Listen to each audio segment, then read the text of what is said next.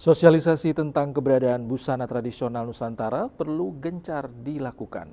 Terlebih busana sanggul yang dimiliki oleh masing-masing daerah masih sangat minim diketahui generasi muda saat ini.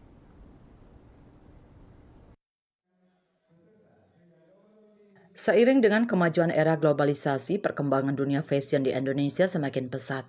Situasi ini tentu dikhawatirkan akan menggerus busana tradisional yang kian jarang ditemui. Seperti halnya busana sanggul yang diwarisi oleh leluhur terdahulu, kini mulai jarang digunakan oleh masyarakat. Ketua Umum Perkumpulan Pecinta Sanggul Nusantara, Ninuk Wi Sunario mengatakan perlu sosialisasi yang lebih gencar lagi kepada generasi muda tentang Sanggul Nusantara serta busana tradisional yang dimiliki oleh setiap daerah.